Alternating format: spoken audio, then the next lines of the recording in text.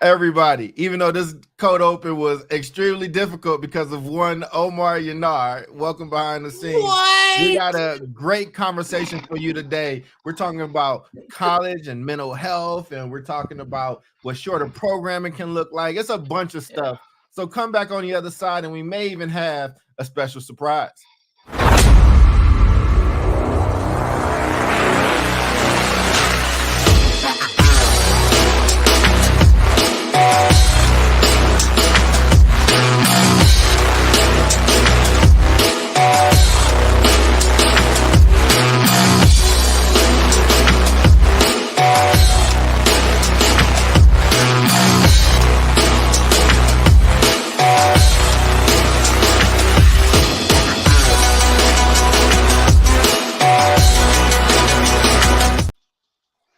Welcome back, everybody, to another episode of the South Star Classroom. As I said, we have a very special guest, but let me get the rest of us riffraff out the way first. I'm Charles. That's David. That's Omar. But the queen, our princess, our matriarch, the heart of the show, the extra sensitive for no damn good reason. Miss Jubilee Ransom is with us today. How are you, Jube? I'm doing great. Can you hear me okay? I mean, you sound a little bit of an echo. We can hear you. Oh my God. I mean, you're fine. It's not an echo that's hurting us. It just sounds like you're in a echoey room. Oh my goodness. Maybe I am. I am trying to shut out all the noise that Meadow Rose is making because she doesn't like when people exist. And she's barking. We can never hear this yappy ass dog. It's fine. It's funny. Well, I'm happy to be here. Hi. And it's spring. It's spring and the sun doesn't go down at 3 p.m. anymore. Yeah, we can't hear you. You got to take those headphones off. Oh my God. Yeah, so keep all that bubbliness to yourself. David, you have an incredible show for us. I love the mauve. Can you hear me now? Yeah, we hear you a lot better now. I won't call it pink, but it's a beautiful mauve sweater. You know, you are becoming quite the fashionista, man, on this show, brother. How are you? I'm great. Yeah, I picked this up from a local boutique French designer kind of clothing store here in the local area. Yeah, it's called Target. I heard of them. Yeah, they have them everywhere. Yeah. Target. Yeah. Welcome back, Jubilee. It's great to see you. And yeah, excited about the topic today. What's happening here? We're in spring break mode, and like I said last week, son is off to his East Coast trip. They just did like 2 days in Boston, and now they're in New York City right now for a couple days, and then they'll finish off in DC. So we're actually first time in a long time we're actually empty nesters, and I'm enjoying it. But we definitely miss him. But he's out there exploring the world with his classmates. Well, I know you got a great show for us, but we got to check in on the superhero below, you know, where he's been, what he's doing. You know, I heard y'all did an incredible show last time produced by him. Mr. Oyar Yanar, man, how are you, brother? Man, all I know is that she is your queen to be. She is a vision, perfection. Do not do it. Don't do it. Don't do the lyrics. Please do it. David don't know the lyrics coming. My hearts are not working. Yes. Perfectly free. Royal fire. My happiness is like through the roof. Like, I love doing this show. Doc, I'm so happy to see you because we missed you last week. Yes. David and I had a pretty dope show. Happy to see the audience, but man, like, it is like soaring that we got the whole band together and Jubilee is here, beautiful, radiant, and with us, man. That is what is going on in my universe. Other than that, I will say that I survived my 13-year-old niece, who is a phenomenal athlete and a phenomenal skier, was really excited to bring her godfather and her uncle to go skiing this year for the first time ever since she was like a little baby. And I mean, she was doing baby trails. Now she's like, we're doing basically Sasquatch's bunghole, double diamond, you know, like Hot Dog the movie. It's the Chinese downhill. There's no other way. A weird reference to Hot Dog the movie for our audience. and I survived. Survived the situation of my niece taking me into ludicrously deadly terrain, and helping her survive it. Also, I'm good, man. Again, like I don't usually reveal my locations because I'm all over the place. But I was in a unspecified skiing location doing both work and stuff with the goddaughter, man. But I mean, I couldn't be happier, Jubilee, that you're here. I liked mauve a great deal, by the way. Mauve is a very soothing color, much like taupe. Yes. Very yes. nice. See what I've done here. Thank you. I'm like crazy excited for audience and crazy excited for what we're getting into today. Yes, me too. Yeah, well, we got our fearless leader today. You know, the beard of knowledge or wisdom. I'm never gonna commit it to memory. You know what? We're gonna get you a T-shirt. It's gonna say all the things. It's gonna make a list on it. Okay. All right. It's just gonna be like beard of, and then like knowledge, wisdom, practicality. Yes. Practice. Yeah. DJing. We're gonna do that. I'm with it, man. But take us away, man. I'm very excited. Now, I did miss y'all as well. I was on a plane during the show last week. I actually have to leave early in the morning to another undisclosed location until I get back. But very happy. Batman. You said what? I said, all right, Batman. Yeah, you can't tell these people where you at, man. It's not enough. Learn those lessons. Go ahead and take it, David. All right. I think before we jump into today's topic, I also wanted to, kind of call out. I mean, it's been another big from last Tuesday to this Tuesday. A couple things have happened in the world. Obviously, we had the big massacre at the theater in Moscow, Russia, right? So, like, pretty significant loss of life there. It's obviously tied in with the war and everything that's happening over there. But regardless, a loss of hundreds of innocent lives. We also have the bridge situation in the Baltimore area that was taken out by it wasn't a terrorist attack, it wasn't a conspiracy, it was just a big freighter ship that lost power, right? And it knocked over this and it was fully loaded container ship. So it knocked out this bridge, and I don't have the exact number of missing or dead, but I know a large chunk of those were Latino males that were in the area, working from Guatemala, from Honduras, from Mexico.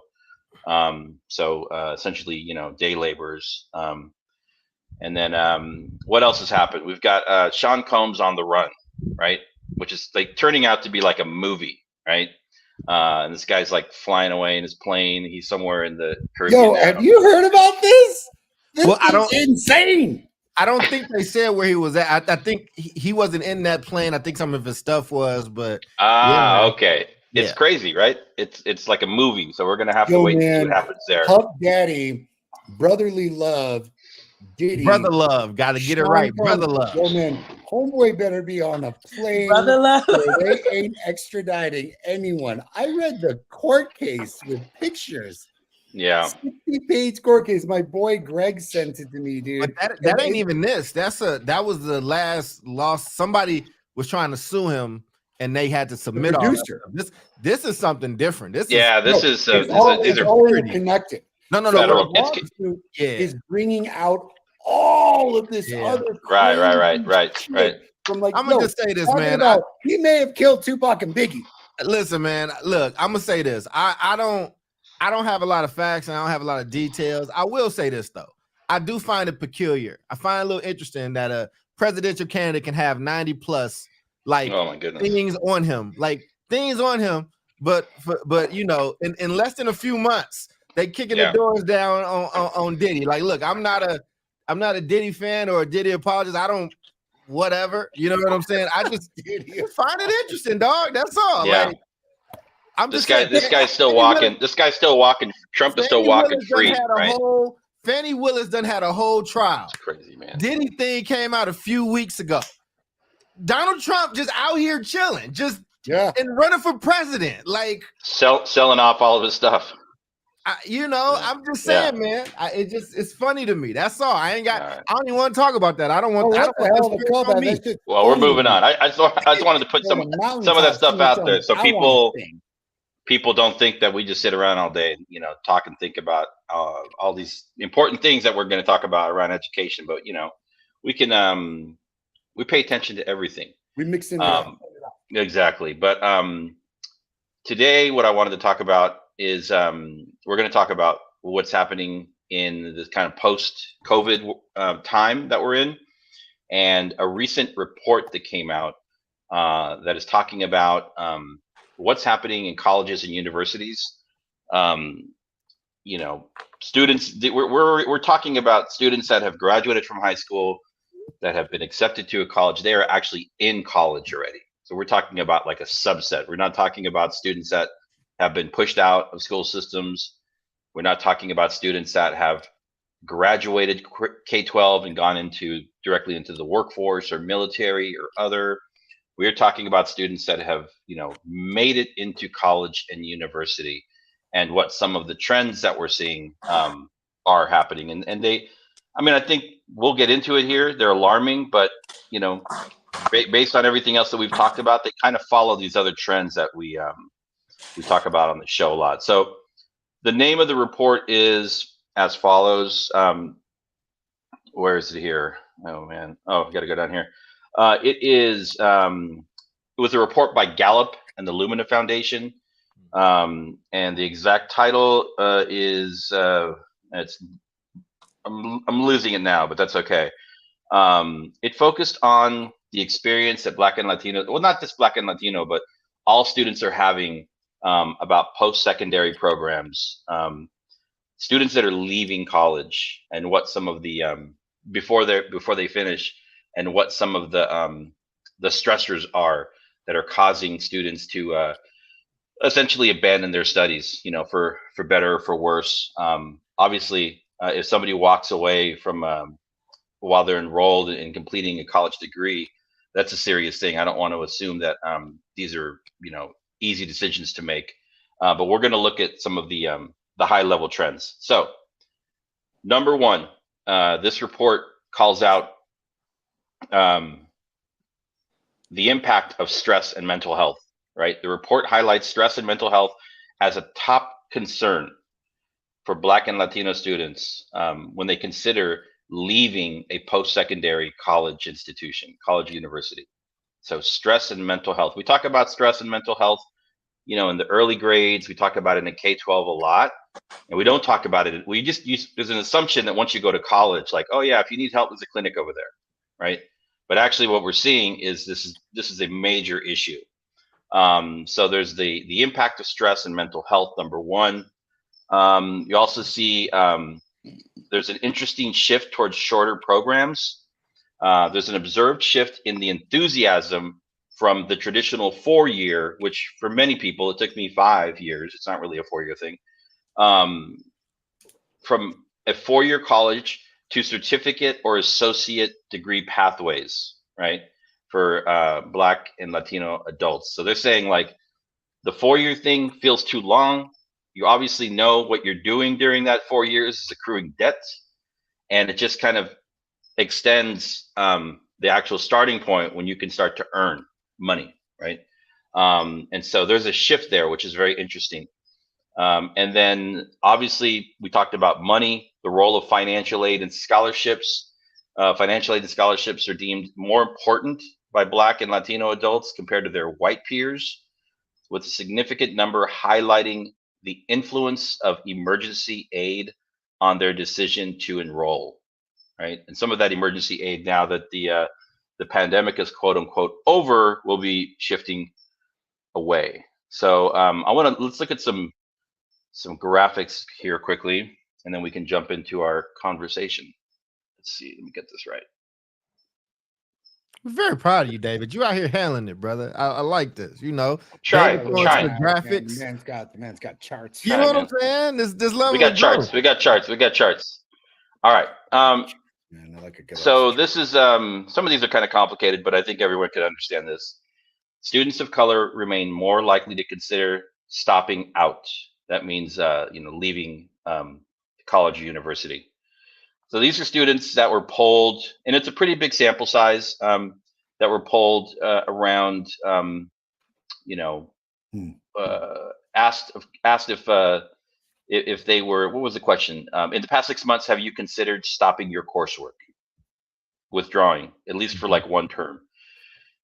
On the left, in the green, you have all respondents together. And then we talk about this on the show, but for people, this is what it looks like to disaggregate data. Now let's look at the same question and solely focus on the respondents of Hispanic, Latino, Black, African American, and white respondents. I don't know why there isn't an Asian column in here, but they're not reported for sample size reasons. They didn't have that's why it's it got you. It says right there, so there you see it.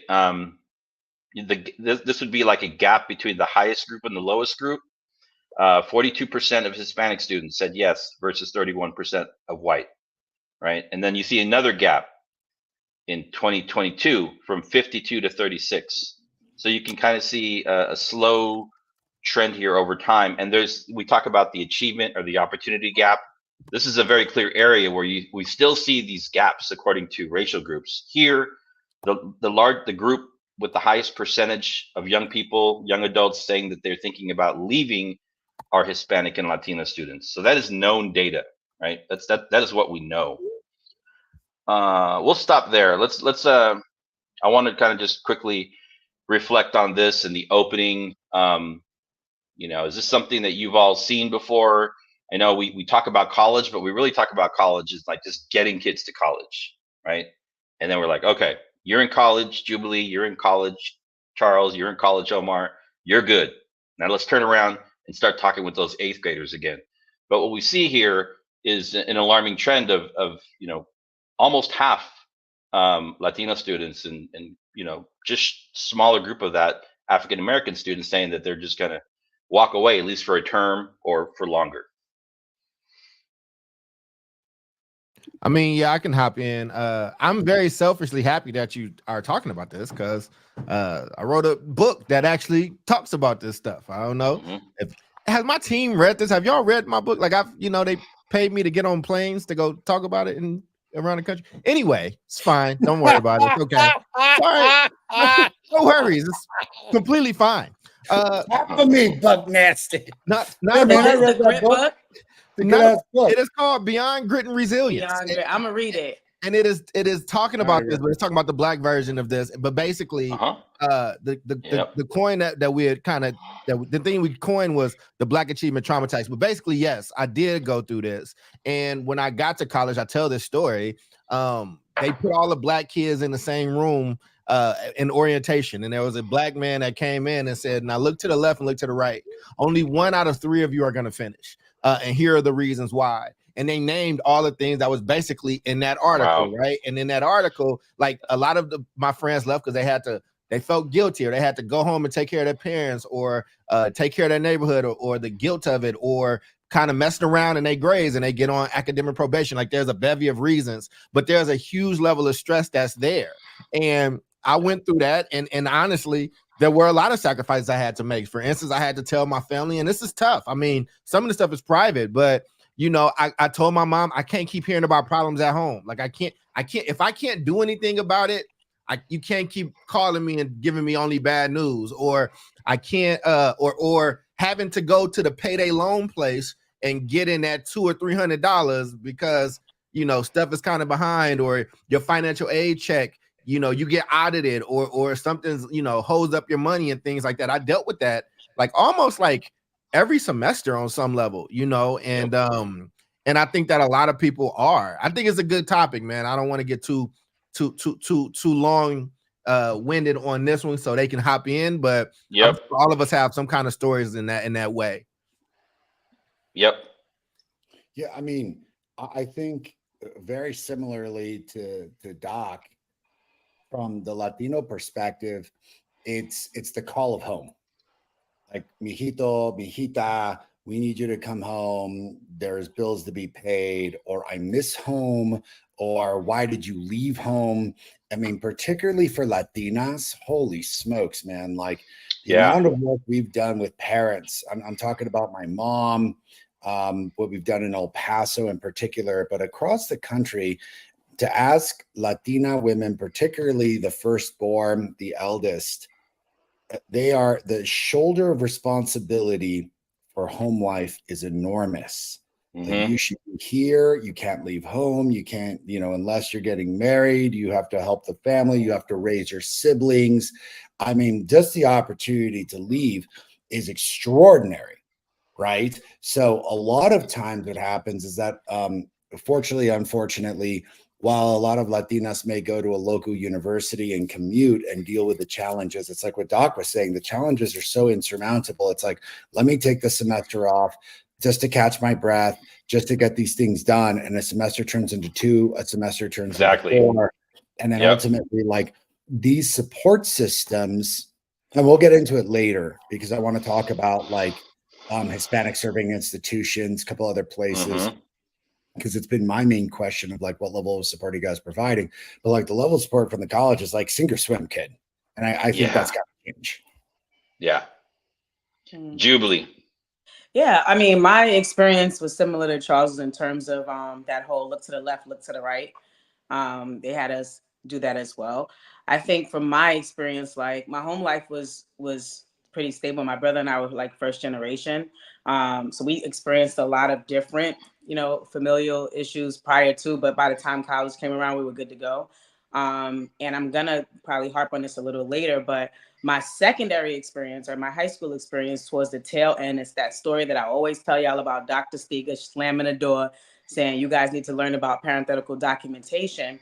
But it was also because I was already going to school one week and then working the next week. So I was already adulting in a way that I didn't know. I was too young to understand how it would impact me at the time, but I believe that it did.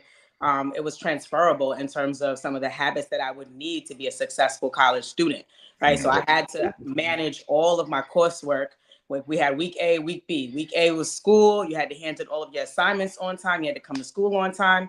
And in order to stay in the program, you had to have a certain average. You couldn't have over a certain amount of absences or latenesses. And then the next week I was going to, the World Trade Center to work for this, private insurance company or what have you. And the same kind of rules applied. And I had a boss and I had job duties and responsibilities. And so when it was time for me to go upstate to SUNY New Paltz, I had this skill set. And then I think everybody has choices, right? But I feel like I was set up to win, right? Because then I was in the EOP program and all of these different resources and supports were there at the door, just waiting for me. And so, so I'll stop there. But I think that's why my experience was different. Like I had different supports in place and the experience that kind of set me up for success by the time I got to my first year of college. Cool. And so I left this out at the beginning. This report was based on a survey. The total number of respondents, or if you're a math person or if you are a researcher, the N, right, which we call the size of the group, was 14,000. This is fresh data from the fall of 2023 and includes 6,000 enrolled college students, 5,000 who had left college, wow, and 3,000 that never enrolled. So it's a pretty representative sample size. And it's fresh. It's not, you all were talking about all of our college experiences happened well before the pandemic. So if you think about all of the issues that we all had to deal with and our people had to deal with, then you throw on top of that what happened during the pandemic. That's where you start to see the double or triple impacts for people of color, for sure. So let's go to this next section very quickly, and now we're going to talk about the impacts of stress and mental health, and get into some specifics here. So let me see if I can do this again. Let's go here, and let's just look briefly at. You got it, Dave. My hands are up here, man. It's all you, brother. I'm gonna let you. Yeah, we're good. I'm just proud. I'm just happy. My heart would work. The technology is coming along. Here we go. Well, we got to give the people visuals. Okay. I love it. So so another chart coming out of the research, and it just goes down. You can see the numbers get smaller. So we'll focus on on the where most respondents selected. So this is emotional stress, mental health, and cost lead as reasons. Currently enrolled students leave their program. The question is, which of the following describes why you considered stopping your coursework? So now we're getting a little bit more granular. The number one selection for all groups was emotional stress, right? That's real. That's what they said. Then going, and you see it actually, the actual number of respondents, you start to see less gaps because 50% of African-American respondents, 50% of Latino, 53% of white answer, said yes to this one. And then as we go down, personal mental health reasons, right? So basically those top two, there's a lot of overlap between those two, right? I don't even know what the difference between emotional stress and personal mental health reasons is. I mean, there's a lot of parity. I mean, it's a lot. Yeah, the parity is pretty strong. I mean, as far as like, so yeah, nothing. That's all. It's mental health. It's mental health and stress. And then the third, but basically the second category is money, is cost. The cost of the program, and then getting down. Go ahead. No. Go ahead. And then you start to see more, like, I would say, these are like more of the traditional reasons, right? Coursework was too difficult. I had that moment where I was like, what am I doing here? I don't even have the time to do this. I don't really know how to do this, right? Massive amounts of studying from different resources to go in and do, an essay response test where I don't even know what they're going to ask me, right? They give you like 6 prompts and they say, come in and we're going to ask you 2. And you got to write like 2 5-page essays, right? With no resources. And so the coursework, feeling of not belonging, which there are different terms for that, the imposter syndrome, right? And then physical reasons, and then it just starts to go on from there. But I think the what's calling out here is mental health, right? Mental health and finances. So on this, just a quick question for you all, and we're moving along at a good clip. Well, before we go to the question, yeah, I was gonna say, because I think we're about to dive into a pretty good conversation.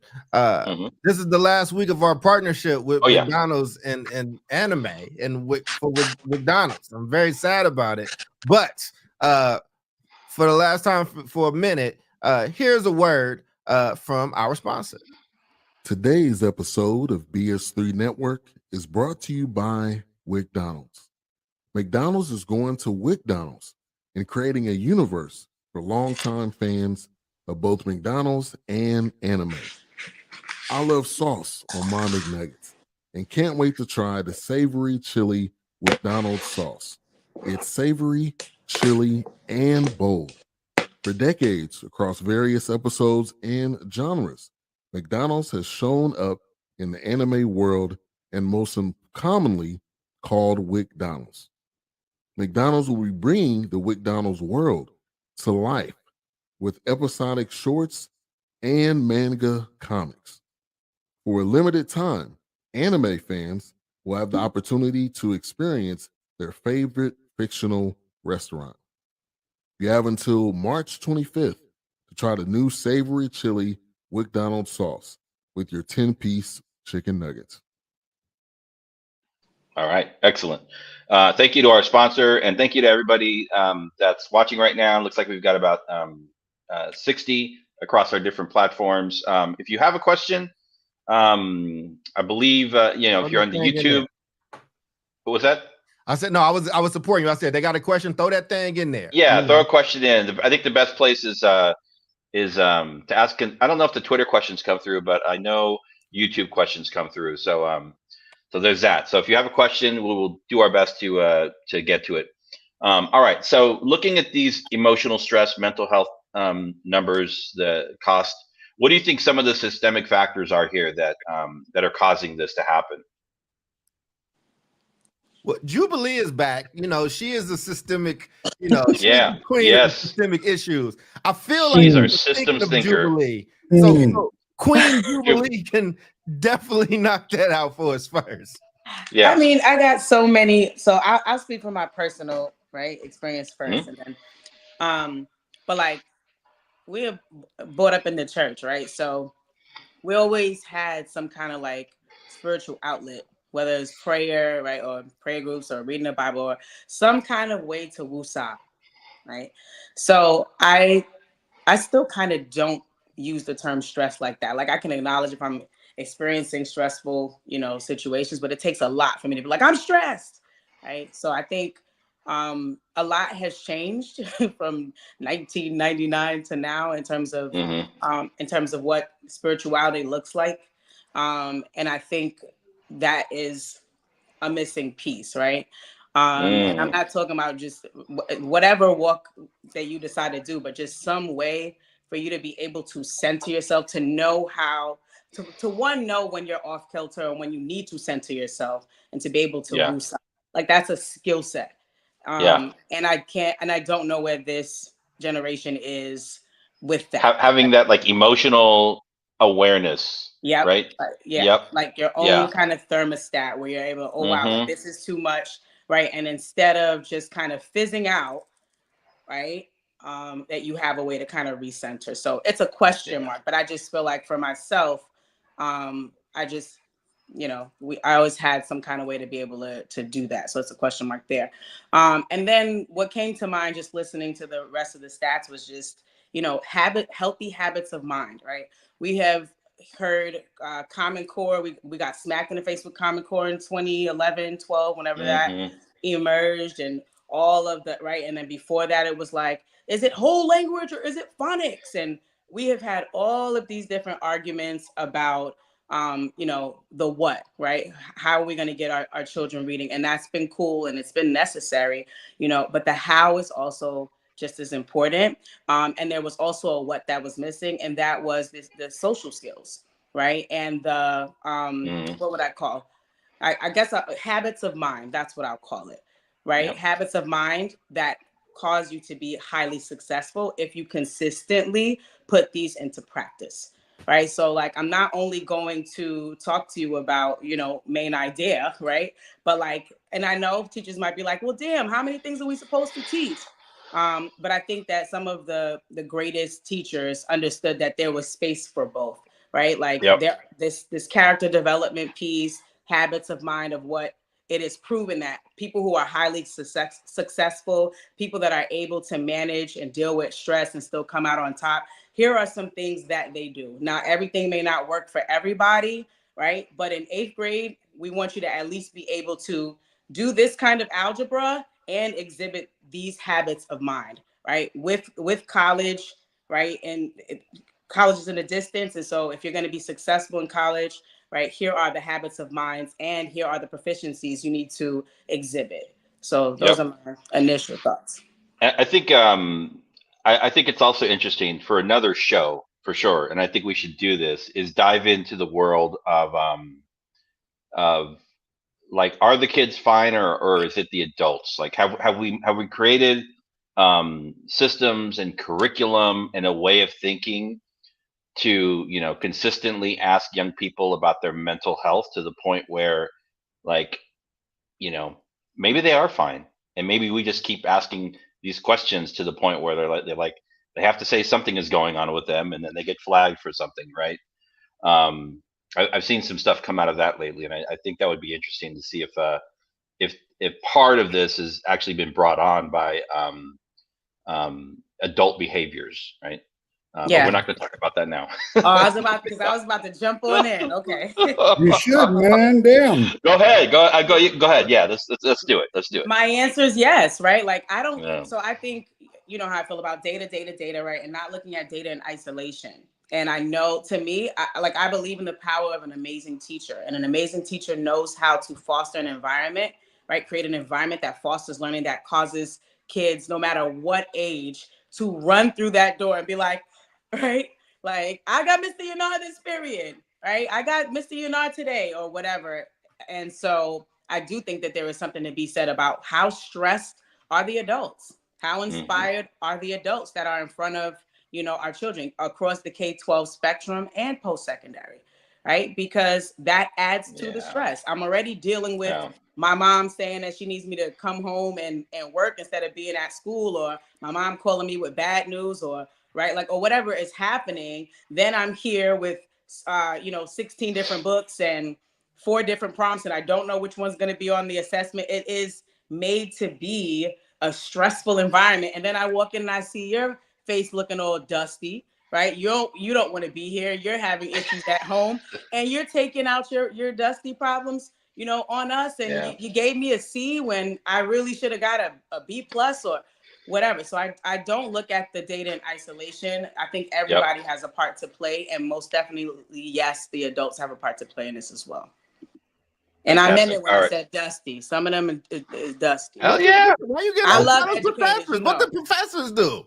You get on the professors. Some of them are dusty. I mean, you know, it just, you know, they're dusty. Some of them are dusty. They had an experience.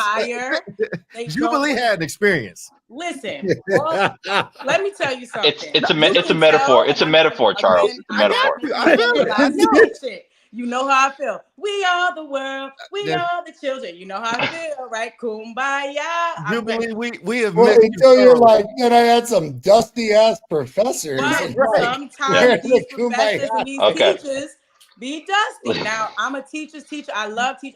I'm a teacher advocate and all the things. Yes, leave the dusty faces home. We know when you don't want to be here. But I think, and listen, this is the last thing I'll say. I know I went back in the classroom for a bit, right? And I got to see it. Yeah, give me the screen, damn it. Listen, I went back into the classroom, right? And I saw, and I was doing, you know, reading intervention, so I was doing more pullouts, right? But I had the pleasure of being able to teach, you know, some of these babies to read, and I got to push into other classrooms, and I saw a whole bunch of teachers who were like in it to win it, and the work itself is hard enough. So they weren't, the work was dusty, right? The expectations of them were dusty, because it's like, how much can one person do, right? And then I've also seen in the span of my career, people that, you know, just don't want to be there. And that does add stress. They are stressed. They put the stress on the students, and it just is not a healthy environment. So it will impact somebody's mental health when you got to keep on engaging with this person.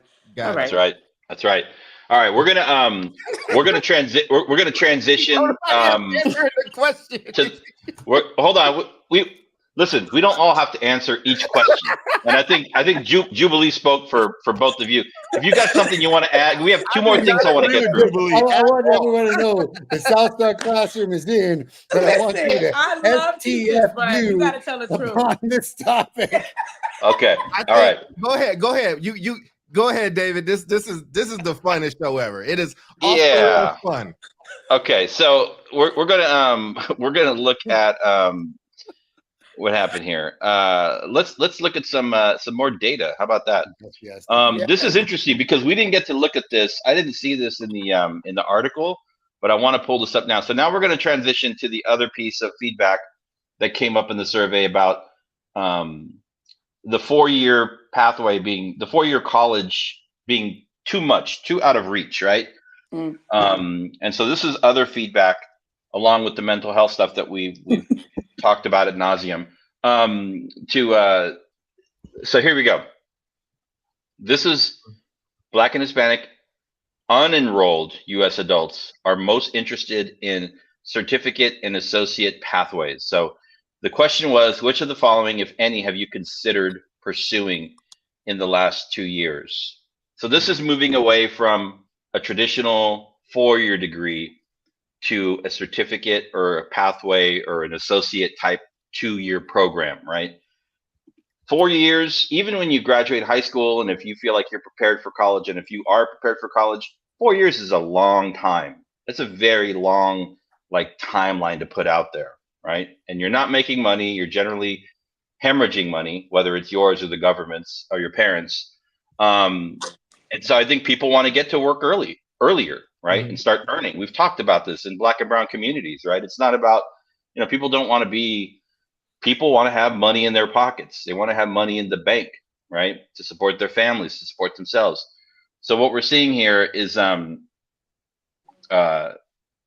than half of all respondents have considered one or more pathways, and the ones that kind of jump out, there's an industry certification, there's just a general certification, high demand for associates, and then you see it kind of drops down a little bit for bachelors. So we're starting to see a shift from, and this is not me saying college isn't for everyone. This isn't me saying, hey, look, what's the guy from Apple? What's his name? The dude who didn't go to college? Yeah, no, the other guy.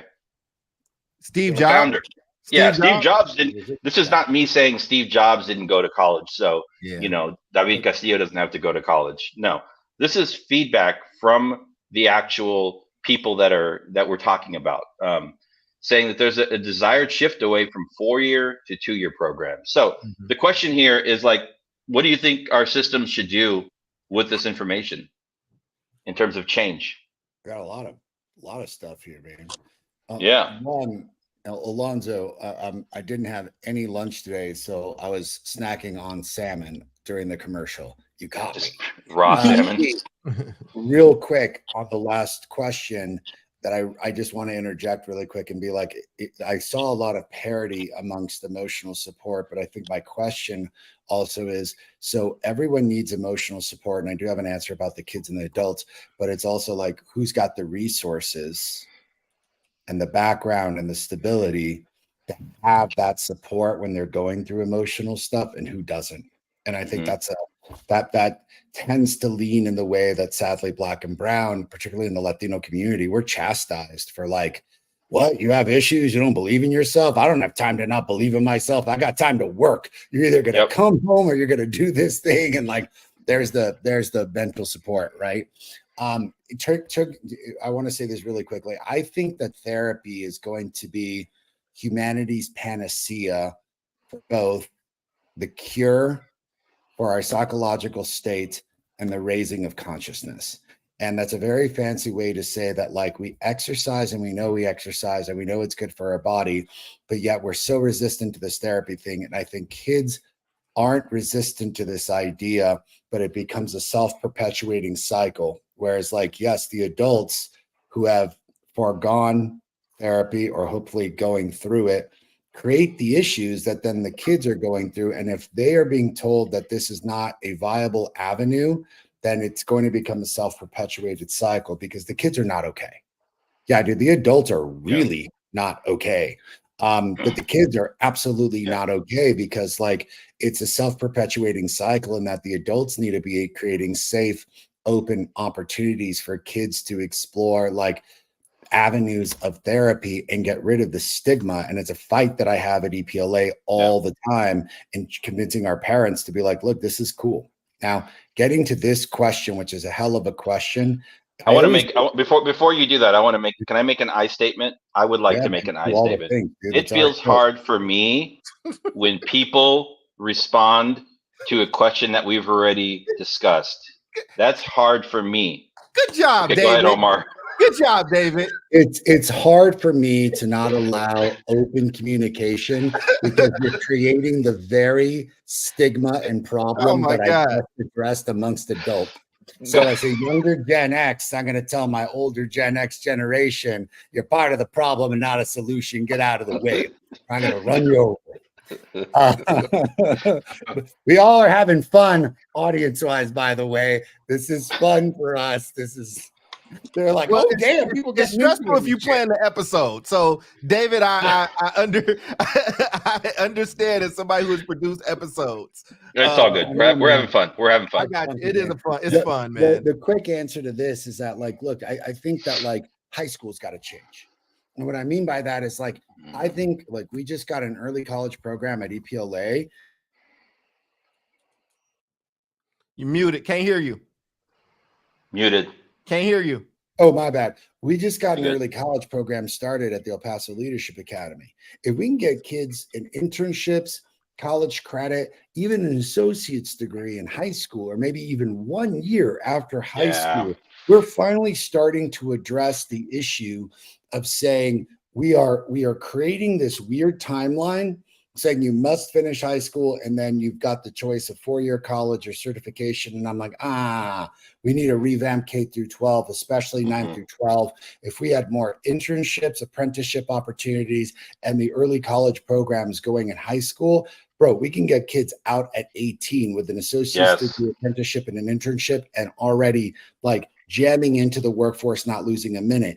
Even if we get them a full year of credit, now they're already started. That's one more year. And 1 year is such a radical difference because they've already started than a 4-year situation.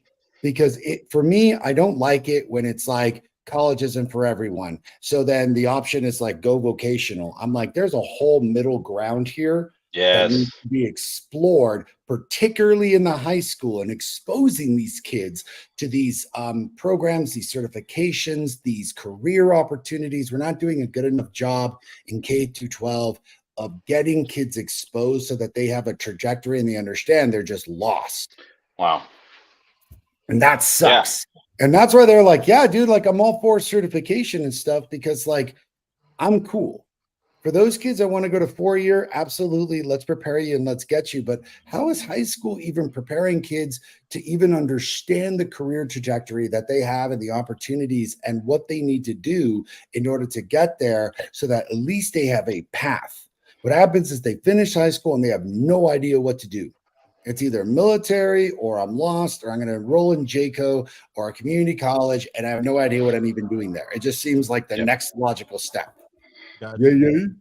What was the could you restate it for me? And I appreciate those comments too, Omar.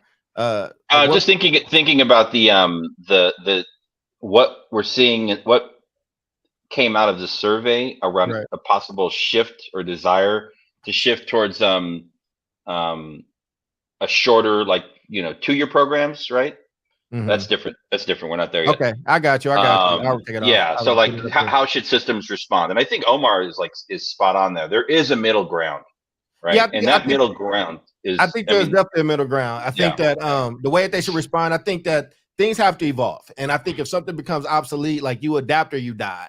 And if the current system is being that of a dinosaur, then it will become extinct. And so I think higher ed, I know we've kind of turned this into a K-12 conversation, but even in my doctoral program, there was the K-12 people and then there was the community college people, and we didn't always get along. But I think, from that community college or higher education group of people, I think that they're also going through their own set of reforms.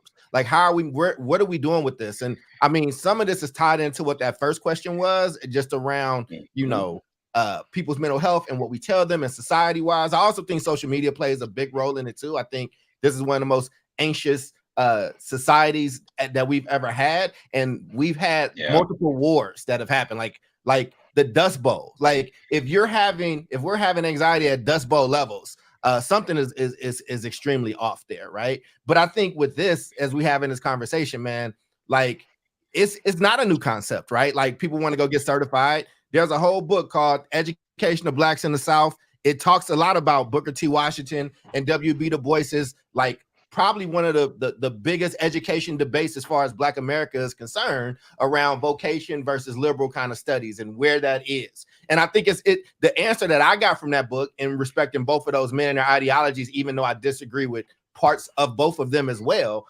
was that different people want different things, and there's a side of the country that wants something, and there's other people that want something in there. I think you have to make those options available. I also think that college and upper and higher ed is losing its rigor, and I think that when you couple that with where we are as far as mental health is concerned, or the stick-to-itiveness that we have had to kind of have in the past, like I think I was a much tougher kid than I might be now, to be quite honest, because I had to be. I was the first in my family to go to college.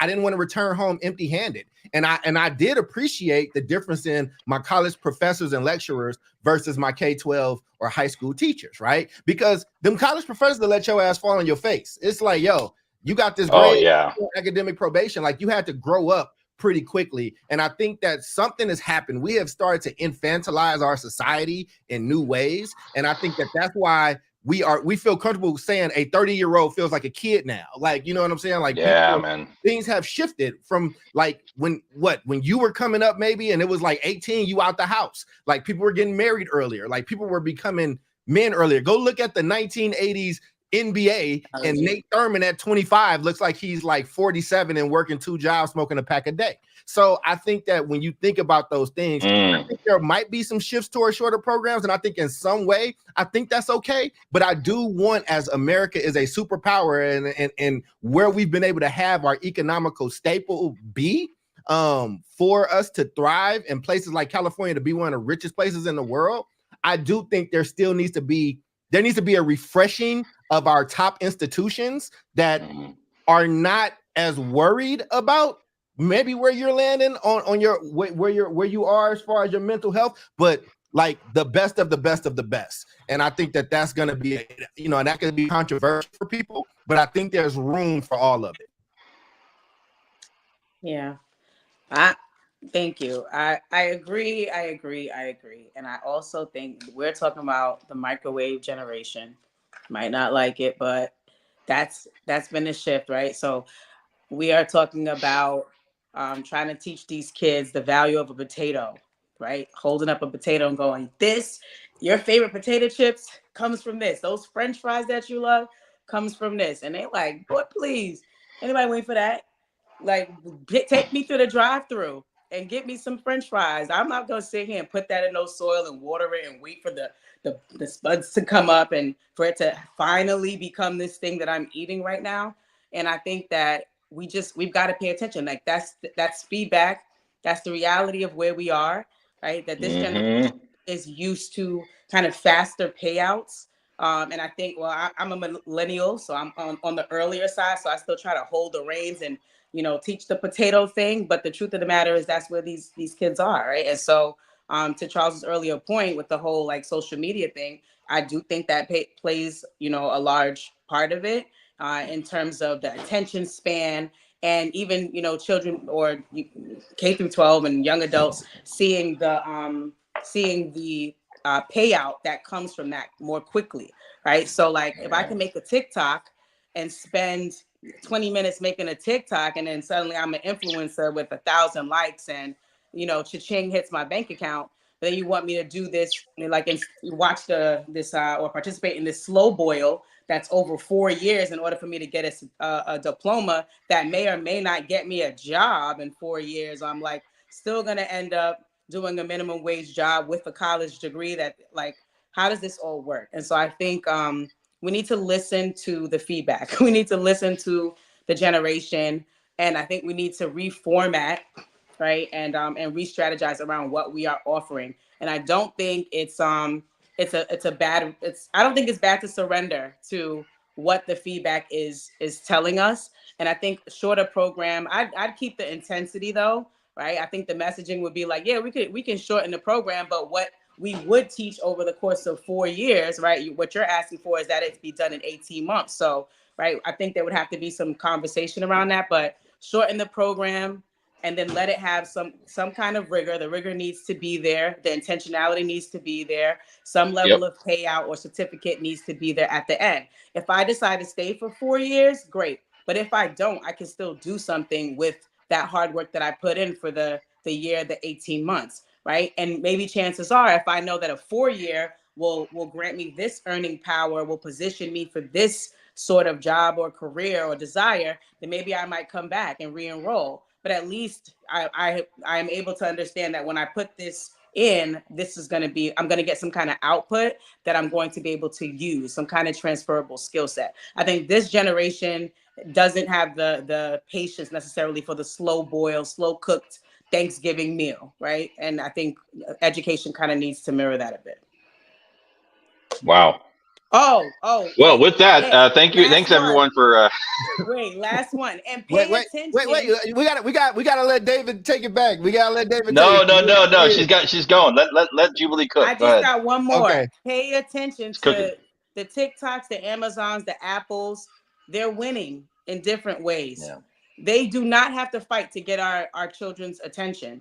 So why don't we pay attention to the things that they do and try to see if we can incorporate that and how we attract them and get them to stay in school? Yeah. Look at this comment. Are they even being taught relevant and applicable content for their versions of the future? That's amazing. Progression. Yeah, that's adapt or die. That's exactly. So relevance. Yeah. And so we won't get into the financial aid part of the show because I think it's pretty straightforward what people are asking for around financial aid that's coming out of the study. But what I thought was when we went into the section around the shift towards shorter, like 2-year programs, my brain goes to like immediate gratification, right? I think about the marshmallow test out of Stanford University. Shout out Omar. And that's just like the changing like world that we're living in, where we've actually humans we've stretched and compact the concept of time for ourselves. And I feel like in this moment, in a bad way, right? Where people want things quicker, they want things sooner. Going back to some of Alonso is cooking in as well, and they want them easier too, right? And those things are just not sustainable in the real world, right? There's going to be something's going to give at some point, right? And so I wanted to make sure that I called out some of these comments that were coming in, and appreciate you all for taking on this big topic. It's really not about what the survey is telling us, but it's telling us about a shift in the way that people are just thinking in general about life and opportunities, and just how we are as human beings in a post-COVID United States of America, right? So it's actually more of a cultural conversation than it is education. We're just looking at what it looks like in terms of education, right? So there's that, and we are at 3:57. So I want to give you all a second to think about what your here we go. We've got some more stuff coming in here. Yes, there should be merit in between. Shorter programs is the millennial way to process faster. Actually, it doesn't take these kids for you. Yep. Outdated system. Boom. I agree. What we won't discuss with the marshmallows that these kids who waited that had positive self-talk use strategies to delay their eating. Yep. All that. Yeah. We got to do a whole marshmallow test show coming up. Omar's going to lead that one. All right. Interesting topic. I appreciate you all taking it on. Good job, David. Let's wrap up into closing thoughts. And thank you for everybody that's here. We've got 70 viewers here. So we appreciate people that are here. The best way to engage with the show, if you want to drop comments, I think is through the Facebook link. YouTube via our Twitter. So we put that out on Dr. Cole's Twitter and my Twitter. So however you're finding the show, there should always be a link to our YouTube. And share it. Share it as well. Sharing is caring. That's right. Okay. With that, closing thoughts. We'll go to Charles first. Cool, man. And you're frozen, brother. But I thought it was a good show, man. I think that just may need to do a part 2 where we can really dive into it a little bit more, especially like that first part. I think that we are just at a crossroads, and there are a lot of systemic things that are happening, and I think you should always advocate to change that system. But like I always say, that system will not be different tomorrow. It's not going to be different like Friday, and you have to help people navigate where it is right now. I do think that, looking at myself, there are things that I was just stronger. I had a stronger will around when I was younger. And I think that in society is softening a lot of people or making us more sensitive things. And I think that can be better. I think that's good in a lot of ways, but I always think that there's an overcorrection. I think we're in that overcorrection space. Things are not going to always go your way. Things are not always going to be, you're not always going to be gratified in the moment. Like, to get really good at something, it takes time. And it takes boring, mundane, do this over and over, like go deeper, and you have to build that muscle. And I think that in a lot of ways we're losing that, and we're teaching kids to not build that muscle. We're telling people it's okay to not have it. And I'm telling you, there is somebody with less that is maybe wasn't born here, or maybe they were, or maybe they don't have a lot. Like, I was born with not a lot and living in those shelters. I'm never as worried about my skill level because I know what my work ethic is. And I've won most of the things, not because I'm smart or brilliant, because I don't think I am, but I think that I can last longer, be resilient, and work harder. And I got to learn the mental part of it and make sure you're taking care of yourself. But hard work still has some value somewhere. And I think that we keep losing the message, and we've translated that and transferred that to a new generation to our detriment. Yep, facts. Omar. Yeah, no, I was just listening to Charles, and I agree with him, because I think so much of what has been said is, what is the core skill set that we're teaching students, right? And it was our show last week where we talked about the 8 competencies that students and people need, that we should be teaching in high school, that are going to have a dramatically positive effect on their collegiate success and their life success. So like you're talking about positive self-concept, realistic self-appraisal, skills at navigating systems and understanding dealing with discrimination. Like all of these turn into, how is a child equipped with the skills to navigate an incredibly complex world? And if all we're focused on, and this is exactly why EPLA has its crush values, why Big Picture Learning really emphasizes these core skill sets, because if all we're teaching is a test, what we're doing is sending lambs out to the slaughter, dude.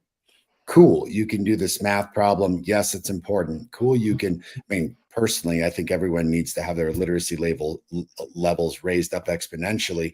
But I think what our audience and all of us agree on is that K through 12 has to go through a traumatic transformation to not just teach fundamentals, which I think are extraordinarily important, but skill sets that I think middle income and higher income students get simply by being born into their scenarios. And I don't even think those kids necessarily get the kind of self-resilient skill sets that they need to manage it themselves. They can just fall back on resources. So I think that my ultimate conclusion is teaching skill sets to make young people resilient, self-reflective, autonomous, and responsible for their own actions in a way that they can not only improve their actions, but seek help where they're needed, is going to be an enormous set of work that we need to do in changing the face of K through 12, because we can no longer say that this is the parents' responsibility. This is society's responsibility. And the school system is an integral part within that. And I think it's time that all of us in K through 12 step up to provide that opportunity. Otherwise, we're going to have these exact same statistics years from now where kids are like, I don't have the emotional wherewithal to deal with the difficulty of this society. Exactly. And I think like how much more data do we need to show that the early learning gaps that we see in early elementary, even pre-K, with, you know, white, Black, Asian, Latino students, they're still showing up in this like adult data set, right? And so like how much more data do we need until we get serious about rethinking and reinventing our systems? That's my big takeaway from this conversation and this the report that came out. So I'll just keep it brief. You know, in addition to running this podcast for everyone that's listening, we are also a consulting group. So make sure to reach out to us on our socials, the South Star Classroom. You know, if you're interested in learning about ways that we can come in and enhance and supplement the work that you're doing in your organizations, coming in and engaging in conversations like this. So thank you to all of our viewers. I'm going to turn it over now to Jubilee for closing thoughts and to take us to land the plane. Sure. I mean, I think overall there's just tension, right? There's an educational system, K-12 and post-secondary, that's used to being in a position to tell kids what to think, tell people what to think. And I think this generation, right? I hear the comments about, you know, the resilience needed and the perseverance needed and tenacity. I feel like this generation still has it, and those you know, traits are not lost on this generation. It's just shifted. And I think this generation is at a place where we're just not going to do stuff that we're not passionate about, we're not interested in, right? Because if a kid can stay on, you know, social media or some kind of app to edit, a 20-minute video. That takes a lot of tenacity. That takes a lot of resilience. It takes a lot of focus to cut, copy, paste, right? And so it's there. It's just shifted to a place that they're passionate about, a place that they are interested in. And I think, like we all said, that the data is giving us information about where they are. And I think that we need to impart surrender to it. But I do think that we need to help them empower their voice, and we need to tap into the fact that the strength is there, right? And we need to actually have a system that aligns with where they are. All right. Very good. Well, thank you all for participating in the conversation. Thank you to all of our viewers. South Star Classroom, episode 135, Bridging the Gap. We'll be back. We re-air on Friday, same time, 3 p.m. Pacific time, 6 p.m. Eastern time. And we'll be back next Tuesday at the same time with a new topic. So we'll see you all then. Peace. Peace.